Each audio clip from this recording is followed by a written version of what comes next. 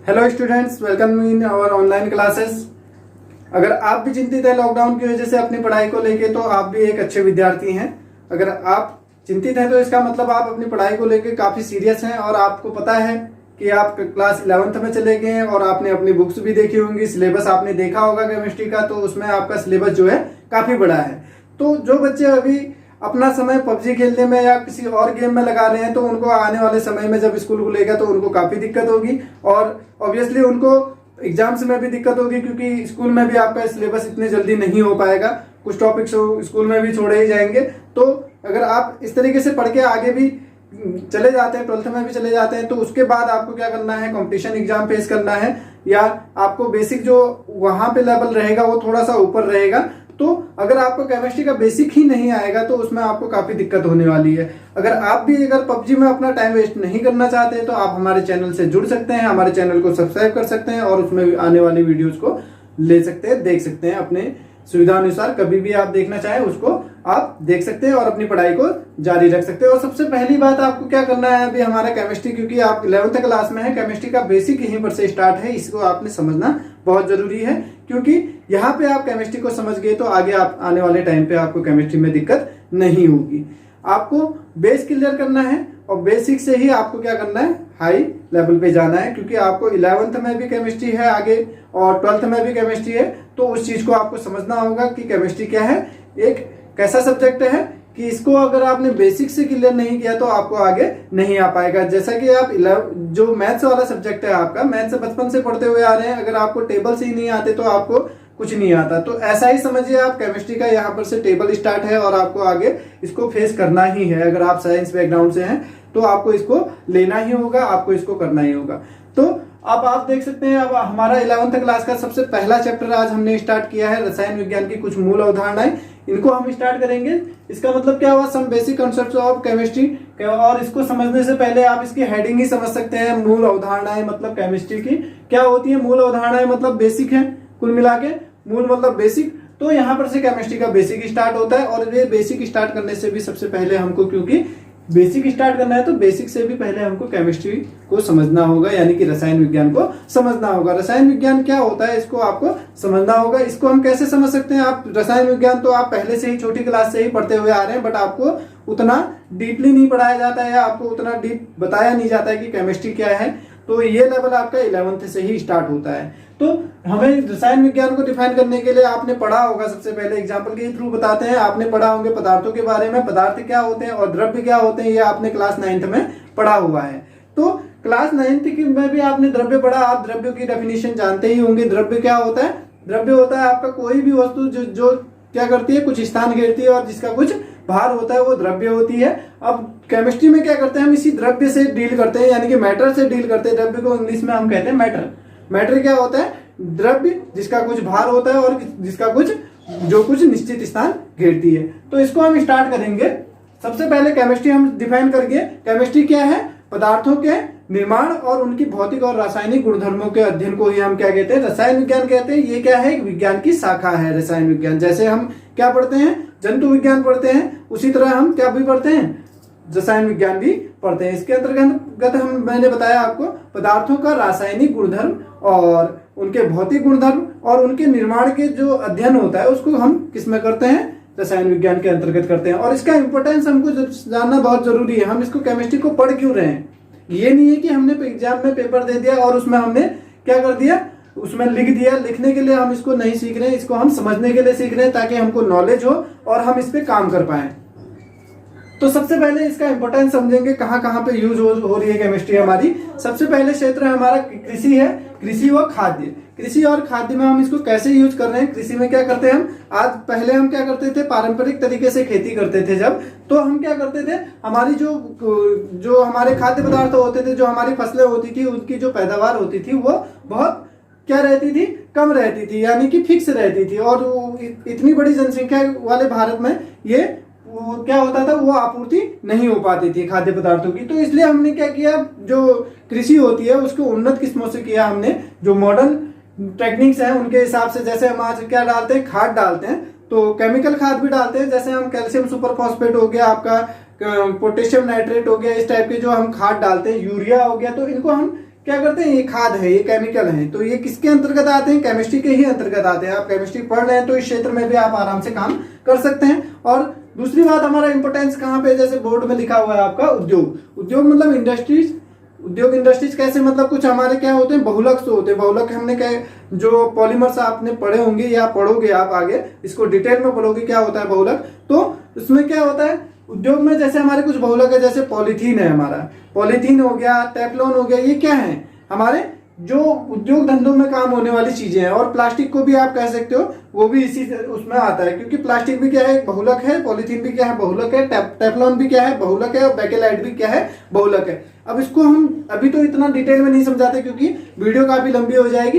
ये सिर्फ क्षेत्र की बात करते हैं हम, उसमें भी क्या हुआ आप समझ सकते हैं, प्लास्टिक के आने से कितने उद्योग धंधों में कितना फायदा हुआ है और कितनी हमारी जो वस्तुएं होती थी उनकी लागत कम हुई है। क्योंकि किसी भी वस्तु को बनाने के लिए जो प्लास्टिक का यूज होता है वो अदर मटेरियल से क्या होता है, बहुत सस्ता होता है, इसलिए हमारे उद्योग धंधे भी इससे काफी विकसित हुए हैं। अब बात करते हैं स्वास्थ्य के क्षेत्र में। स्वास्थ्य के क्षेत्र में इसका एग्जाम्पल के थ्रू समझते हैं हम। अभी हमारे पास लेटेस्ट एग्जाम्पल है हमारा कोरोना वायरस डिजीज, जिसको हम कोविड-19 भी कहते हैं, कोविड-19 डिजीज। तो आप इसको इसके माध्यम से भी समझ सकते हैं। जैसे कोरोना वायरस डिजीज के लिए भारत में कौन सी दवा अभी यूज हो रही है भारत में, हाइड्रोक्लोरोक्विन। ये आपकी दवा होती है, क्या है, केमिकल है, मलेरिया के लिए यूज होती थी बट अभी कोरोना के लिए दी जा रही है। तो अभी वो भी क्या है, केमिकल है। और भी किसी मेडिकल जो दवाइयां होती है उनका नाम ले सकते हो आप, जो केमिकल से बनी हुई है, वो भी किसके अंतर्गत आती है, केमिस्ट्री के अंतर्गत आती हैं। तो अब आप समझ गए हैं जो पैरासीटामोल है, एक आपको दवा का नाम पता होना चाहिए। अभी एड्स की जो बीमारी होती है उसके लिए एक नई दवा विकसित की है वैज्ञानिकों ने, उसका नाम है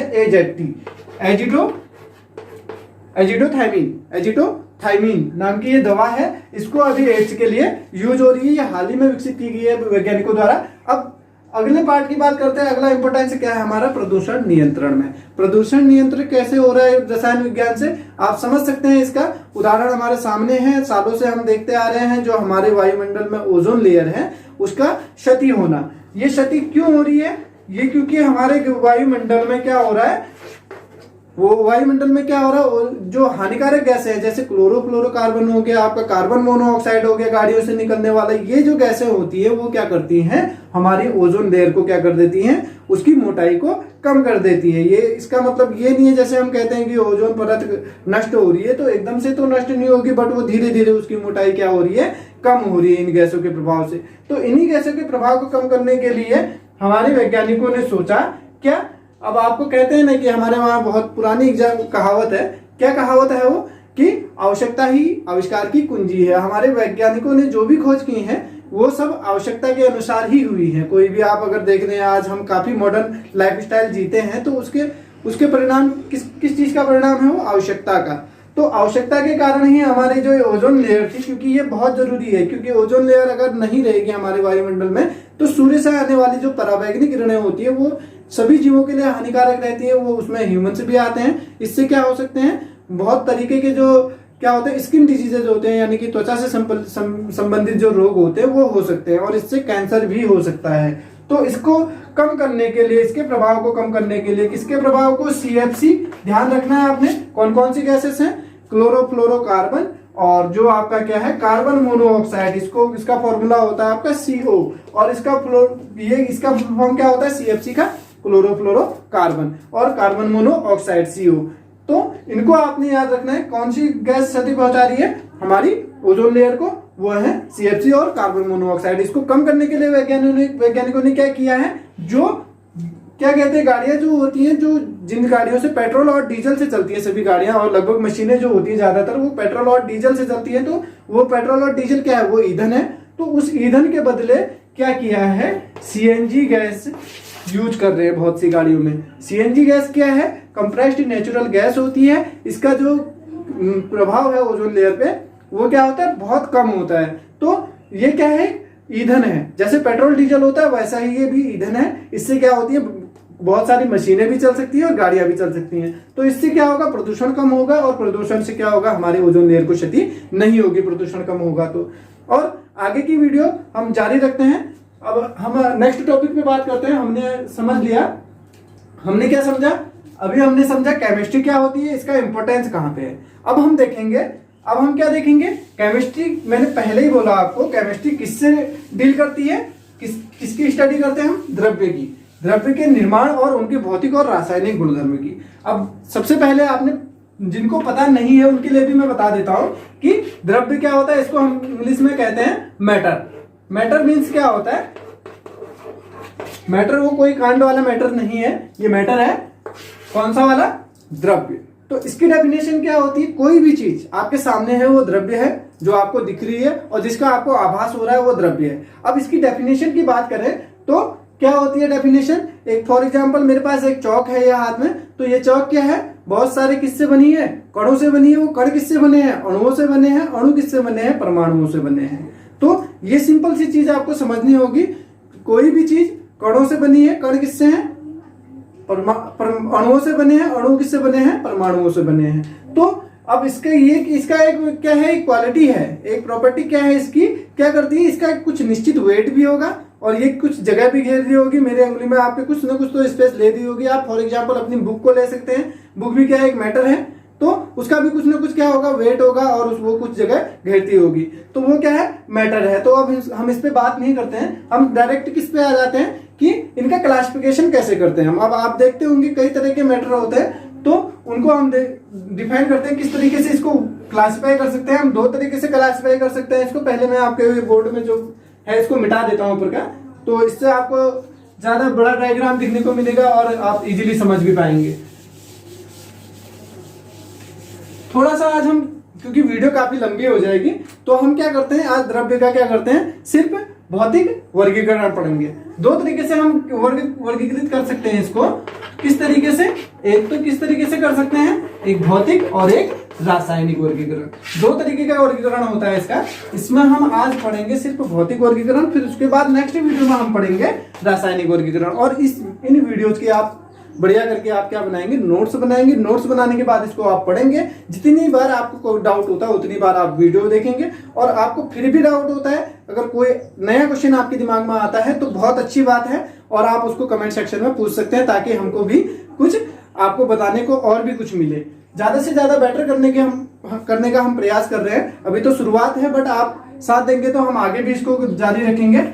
तो अब हम बात करते हैं इसका भौतिक वर्गीकरण की। भौतिक वर्गीकरण कैसे होता है द्रव्य का, भौतिक और रासायनिक वर्गीकरण।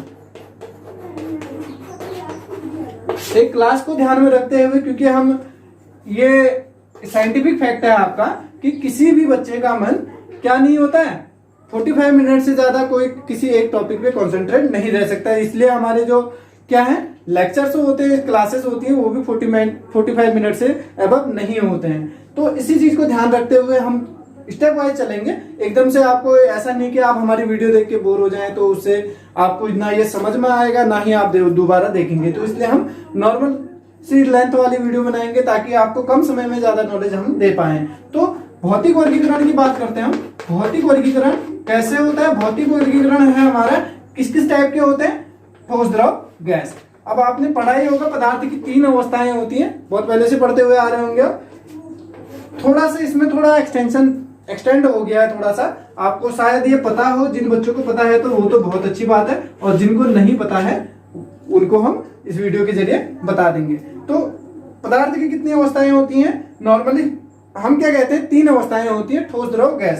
तो ये ठोस, द्रव, गैस को हमें समझना पड़ेगा, क्योंकि ये बेसिक है। और चौथी अवस्था कौन सी है हमारी, चौथी अवस्था हमारी होती है कौन सी, प्लाज्मा। आपने सुना होगा नाम, जिन बच्चों ने नहीं सुना है थोड़ा सा इसमें कंफ्यूजन है कि प्लाज्मा क्या होता है। तो इसमें जिन बच्चों को डाउट होता है उनका भी क्लियर कर दिया जाएगा। अब फिफ्थ वाला कौन सा है, इसको कहते हैं हम बीईसी। ये फिफ्थ क्या है हमारी, मैटर की क्या है, स्टेट है, फिफ्थ स्टेट ऑफ मैटर है। तो इसको हम देखते हैं क्या है, इसका फुल फॉर्म क्या होता है, बोस-आइंस्टीन कंडेंसेट। इसको हम लास्ट में डिफाइन करेंगे। तो सबसे पहले हमें समझना पड़ेगा ठोस। ठोस क्या होता है, इसके लिए आपको एक रफ डायग्राम में बना देता हूं यहाँ पे समझने के लिए, ताकि आप क्या कर पाए, इसको रिलेट कर पाए अपने आप से। ये क्या है, सॉलिड है, ये लिक्विड है। जो हमारी पूरी वीडियो देखेगा उसी को ये समझ में आने वाला है, क्योंकि आप बोर्ड के माध्यम से समझ रहे हैं। तो ये क्या है, गैस है। अब आप देखिए सॉलिड क्या होता है। सॉलिड ये एक चौक है। ये आप देखते हैं कि क्या होती है, सॉलिड नाम से ही पता चल रहा है आपको, ठोस है। ठोस के क्या होते हैं, जो पार्टिकल्स, मैंने आप बोला था कि कोई भी मैटर है किससे बनी है, पार्टिकल से बने हैं। तो इनके पार्टिकल्स जो होते हैं वो क्या होते हैं, बहुत नजदीक होते हैं, इस तरीके से क्लोजली पैक रहते हैं ये, मतलब बहुत सघनता से ये एक दूसरे के पास होते हैं। तो इसे कहते हैं हम ठोस अवस्था। द्रव्य की कौन सी अवस्था, ठोस अवस्था। ये सॉलिड है और इसमें क्या होता है, अंतरा अणुक बल होते हैं, यानी कि इंटरमोलिकुलर क्या होती है, फोर्सेस होती है। इंटरमोलिकुलर फोर्सेस कब काम करती हैं, जब इंटरमोलिकुलर स्पेसेस भी होंगे, क्योंकि इनके बीच में आप जो पार्टिकल टू पार्टिकल जो स्पेस रहता है उसको हम कहते हैं इंटरमोलिकुलर स्पेस, और हिंदी में कहते हैं इसको हम अंतरा आणविक, जो क्या होता है, अंतरा आणविक स्थान जो होता है। अब देखते हैं लिक्विड में क्या होता है। लिक्विड में क्या होता है, लिक्विड में जो पार्टिकल्स होते हैं वो कुछ दूर होते हैं, इस तरीके से। अब आप देख सकते हैं ये क्या है, पार्टिकल्स हैं लिक्विड के, तो ये कुछ दूर है। तो इसको आप समझेंगे सॉलिड और लिक्विड में पार्टिकल्स का डिफरेंस। और गैसेस में क्या होता है, ये कहीं से कहीं तक कोई मतलब नहीं है इनको एक दूसरे से। तो कुल मिला के आप देख सकते हैं सॉलिड के पार्टिकल्स आपस में बंधे रहते हैं टाइट से, और जो लिक्विड के होते हैं वो थोड़े से लूजली पैक्ड रहते हैं, यानी कि थोड़े कम ताकत से एक दूसरे को जकड़े रहते हैं। और इसमें क्या होता है, ये फ्रीली रहते हैं, कोई भी कहीं भी पार्टिकल जा सकता है। ओपन है ऊपर से जो हमारा मीडियम, तो उसको वो मीडियम में भी मिक्स हो सकता है। बट गैसेस और लिक्विड्स में ऐसा नहीं होता है। ऐसा करने के लिए इनको, अगर हमने इनके बीच के स्पेस को कम करना है तो इनको हमें गर्म करना पड़ता है या अन्य कोई मेथड लगानी पड़ती है, ताकि हम एनर्जी का यूज करके इसको हम क्या कर सकते हैं, इनके पार्टिकल्स के बीच की डिस्टेंस को बढ़ा सकते हैं। जैसे आप लिक्विड को गर्म करते हैं तो गैस में चेंज हो जाता है। अब आप देखिए सॉलिड को गर्म करने पर आपका क्या हो जाता है, वो लिक्विड में चेंज हो जाता है, और लिक्विड को भी गर्म करते हैं तो डायरेक्टली क्या हो जाता है, वेपर में चेंज हो जाता है। यानी कि 3 स्टेट्स आपकी कॉमनली रहती हैं। किस तरह की, सॉलिड को गर्म करने पर लिक्विड आता है, ठीक, लिक्विड को गर्म करने पे आपका क्या होता है, गैस में बदल जाता है। अब फिर उसके बाद उल्टी प्रक्रिया करते हैं, गैस को ठंडा करते हैं तो लिक्विड बन जाता है, लिक्विड को फिर उसके बाद और ठंडा करते हैं तो क्या बन जाता है, सॉलिड बन जाता है। अब हमारे एग्जांपल के लिए हम बर्फ की बात कर लेते हैं। वही बात है, जब लिक्विड को हमने क्या किया, ठंडा किया, तो दोबारा से सॉलिड बन जाता है। तो इसमें कुछ बेसिक कॉन्सेप्ट है आपके, जो आपने 9th में भी पढ़े होंगे। जैसे आपने पढ़ा होगा ऊर्ध्वपातन क्या होता है, जब सॉलिड का बिना गैस में चेंज हुए क्या उस किस में बदल जाते हैं, वो गैस में बदल जाती है ना। सॉलिड को गर्म करने पे जब वो लिक्विड में चेंज नहीं होता है, वो डायरेक्टली गैस में चेंज हो जाता है, तो उसको कहते हैं हम ऊर्ध्वपातन। ओके, तो इतना समझ गए आप। और एक चीज और की बात कर लेते हैं, सॉलिड लिक्विड गैस के। तो इसमें क्या होता है आपका, ये इंटरमोलिकुलर स्पेसेस होते हैं, और ये क्या होते हैं, ये फ्लो वाला जो बहने का गुण होता है इनमें नहीं होता है ठोसों में। और ये क्या होते हैं, इनको आप क्या कर सकते हैं, पीट पीट के लंबी चादरें भी बना सकते हैं। आप देख सकते हैं जो लोहे का टुकड़ा होता है उसको आप मारते जाओ, पीटते जाओ, वो चादर में भी चेंज हो सकता है। बट लिक्विड में नहीं होता है ऐसा। तो लिक्विड क्या होता है, लिक्विड में कौन सी प्रॉपर्टी पाई जाती है, बहने की। और इसमें क्या होता है, ये इसमें भी बहने की प्रॉपर्टी पाई जाती है, इसको कहते हैं हम श्यानता, विस्कोसिटी। प्रॉपर्टी आपकी ये भी है, जैसे शेप, किनका, सॉलिड लिक्विड गैस का शेप, और इनका वॉल्यूम भी, इनको भी समझना हमको जरूरी है। ये प्रॉपर्टीज आपकी तीनों में काम आएंगी। जैसे आपके क्या रहेगा, इन दोनों प्रॉपर्टीज की बात एक साथ कर लेते हैं, ध्यान से सुनिएगा। जो सॉलिड का शेप होता है, सॉलिड का क्या होता है, इंटरमोलिकुलर स्पेसेस होते हैं और इंटरमोलिकुलर फोर्सेस होते हैं सॉलिड में। तो उसके कारण क्या, क्लोजली पैक्ड होने के कारण इनका शेप क्या होता है, निश्चित होता है। और लिक्विड का क्या रहता है, थोड़ा सा कम पैक्ड रहते हैं, ये स्ट्रॉन्ग पैक्ड नहीं रहते हैं, इनके जो फोर्सेस होते हैं थोड़े वीक होते हैं। तो इसलिए ये क्या रहते हैं, इनका थोड़ा शेप क्या रहता है, शेप तो इनका निश्चित, शेप भी इनका अनिश्चित ही रहता है। तो किस कारण, जो इनका जो वीक इंटरमोलिकुलर फोर्सेस है उनके कारण इनका शेप क्या रहता है, जो रहता है अनिश्चित रहता है, इंडेफिनिट रहता है कुल मिला के। तो और बात करते हैं किसकी, गैस की बात करते हैं शेप के मामले में। तो गैस की तो आप खुद ही एग्जांपल लगा सकते हैं। गैस को किसी बर्तन में रखोगे आप तो क्या होगा, उसके पार्टिकल्स उड़ जाएंगे, तो इससे उसका शेप की तो बात ही नहीं होती कि निश्चित हो वो, ठीक, वो डेफिनेट नहीं होता उसका शेप। अब बात करते हैं वॉल्यूम की। वॉल्यूम की बात करते हैं, वॉल्यूम क्या होता है, सॉलिड का तो निश्चित होता है, इसका अब बात कर लिया हमने, शेप भी निश्चित होता है और वॉल्यूम भी निश्चित होता है। ओके, अब लिक्विड की बात करते हैं, इनका क्या होता है, शेप क्या होगा, इंडेफिनिट होगा, कोई फिक्स नहीं रहेगा कि जिस बर्तन में रखोगे आप उसी का शेप दे देगा। और वॉल्यूम की बात करें तो वॉल्यूम इनका निश्चित रहता है। किसी भी बर्तन में आप पानी को डालो तो वो ऐसा तो नहीं होगा कि जो गिलास होगा उसमें क्या कहते हैं उसका पानी, एक गिलास पानी को आप उसमें फुल रहेगा तो दूसरी गिलास से दूसरे शेप के गिलास में डालोगे तो उसका पानी बढ़ेगा तो नहीं। वॉल्यूम का मतलब वही होता है आपका, उसका आयतन मतलब उसकी मात्रा कुल मिला के। तो वो क्या होता है, किसका आयतन क्या रहता है, लिक्विड का निश्चित रहता है, सॉलिड का भी निश्चित रहता है, और गैसेस का आयतन भी निश्चित नहीं रहता है। और आप समझ चुके होंगे बहुत बढ़िया करके इसको। अगर फिर भी कोई कंफ्यूजन होता है आपको तो आप कमेंट सेक्शन में लिख सकते हैं और हमें सवाल पूछ सकते हैं। और रही बात इसका रासायनिक वर्गीकरण की, रासायनिक वर्गीकरण बताने में वीडियो काफी लंबी हो जाएगी और आप हो सकता है बोर भी हो जाएं। तो इसको हम क्या करेंगे, थोड़ा थोड़ा करके हम समझेंगे। इसको समझना है, हमको रटना नहीं है। कुल मिला के हमने ये समझने के लिए वीडियो बना रखी है और ये वीडियो आपकी अवेलेबल रहेगी यूट्यूब में। आप इसको क्या कर सकते हैं, जब चाहें तब देख सकते हैं, जब आपको डाउट क्लियर करना हो तब देख सकते हैं। और अगर कोई सवाल आपके दिमाग में आता है ऐसा जो इस वीडियो में छूट गया है इससे रिलेटेड, तो आप हमसे पूछ सकते हैं। बट थोड़ा सा हमारा एक ये प्लाज्मा और बीईसी को समझ लेते हैं हम। प्लाज्मा क्या होता है, प्लाज्मा क्या होता है, प्लाज्मा हमारा प्लाज्मा क्या होता है, ये आयनाइज्ड गैसेस के पार्टिकल्स होते हैं। प्लाज्मा को समझ लीजिएगा आप, ये क्या होते हैं, आयनाइज्ड गैसेस के पार्टिकल होते हैं। मैं इसमें लिख लेता हूं, ये उतना आपके सिलेबस में है नहीं इसलिए मैं थोड़ा ऊपर ऊपर ही बताऊंगा, आप कंफ्यूज ना हो। ये क्या होते हैं, जैसे गैस होती है उसके पार्टिकल्स को जब आयनाइज कर लेते हैं तो क्या होता है, वो मैटर कौन सा स्टेट ले लेता है, प्लाज्मा का। अब बात करते हैं बोस आइंस्टीन कंडेंसेट। इसको आपने फुल फॉर्म भी लिख लेना है, बोस BOSE। आइंस्टीन की स्पेलिंग आपको आती होगी, EINSTIEN, Einstein condensate, CONDENCATE, condensate. अब इसको समझ लेते हैं ये क्या होता है। बोस आइंस्टीन कंडेंसेट ऐसा ये है, जो हमारा क्या था, एक मैटर होता है बोसोन। बोसोन क्या है, एक पार्टिकल है। बोसोन क्या है, एक पार्टिकल है। तो इसको जब हम क्या करते हैं, कूल करते हैं ऑलमोस्ट 0 डिग्री सेल्सियस के लगभग, तो इसको हम जब ठंडा करते हैं, इसका टेम्परेचर 0 डिग्री सेल्सियस के अंतर्गत लाते हैं, तो तब हमको एक और स्टेट मिलती है मैटर की, यानी कि एक अवस्था और मिलती है जिसको हम कहते हैं बोस आइंस्टीन कंडेंसेट। यानी कि ये क्या है, ऑलमोस्ट 0 डिग्री सेल्सियस पे जब आता है, यानी कि 270 डिग्री सेल्सियस पे जब हम किसी 73 डिग्री सेल्सियस पे जब किसी मैटर का टेम्परेचर लाते हैं, तो उसमें बोसोन का टेम्परेचर, ये पार्टिकल है, इसका टेम्परेचर जब इसको ठंडा करते हैं तो एक इसकी क्या मिलती है, 5th स्टेट ऑफ मैटर मिलती है हमको लगभग।